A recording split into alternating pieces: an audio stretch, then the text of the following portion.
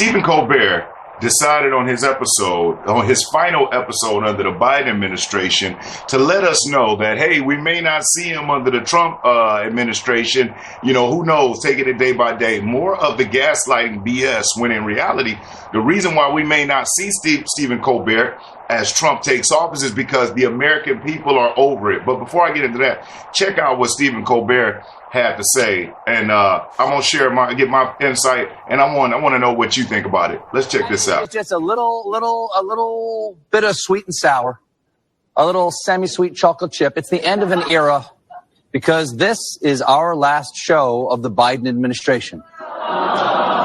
Yeah, it's been a good run. Yeah. It's been a good run, Joe. Thank you for all your efforts. The next time.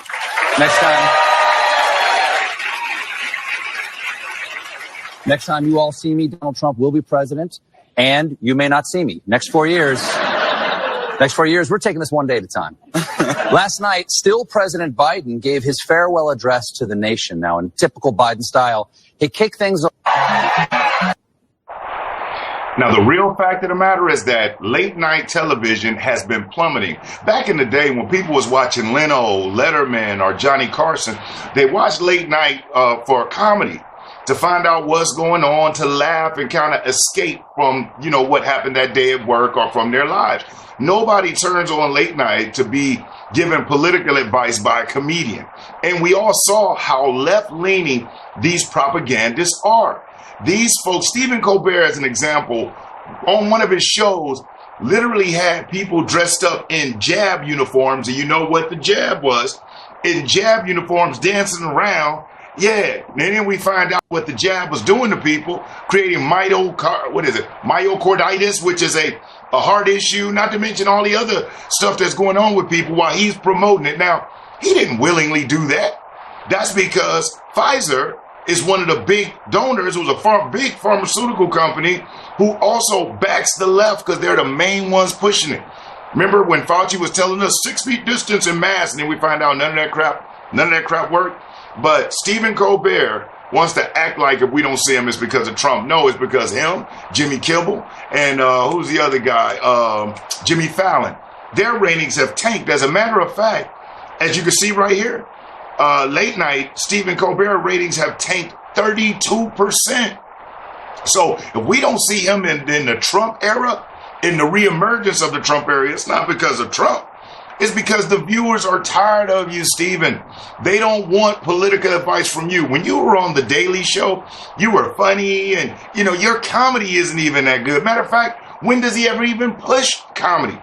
Any of the jokes that he was pushing was always targeted at Trump with those canned laugh responses. Now, 2/3 of the American public say they are over tuning in at night watching political news. If they want to get their news, they'll go to Fox, whose ratings have increased viewership by 70%. As MSNBC, or should I say MSDNC, and CNN, the Communist News Network, ratings continue to tank. As a matter of fact, the only people that watch MSNBC and CNN are 65-year-olds and older. And that's a demographic check that they did. The 18 to 34-year-olds, or 18 to 24-year-olds is really the demographic. They just tuned out. They're gone. You know where they are? Social media. You know why? Because nothing beats, you know how they say a picture is worth 1,000 words? What is a video worth?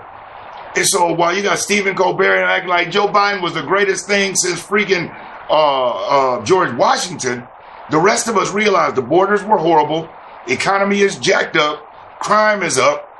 And as a matter of fact, I got a video that's about to come out. Make sure that if you did like this video, hit that like button. I'll never ask you for a cash app or a super chat. Your liking these videos is like, it's currency. It helps us share. And if you, on this channel, I share sales strategy and then political and, just current event topics. We discuss those things here. Sales strategy, political, and current event topics. If you like the information, click subscribe.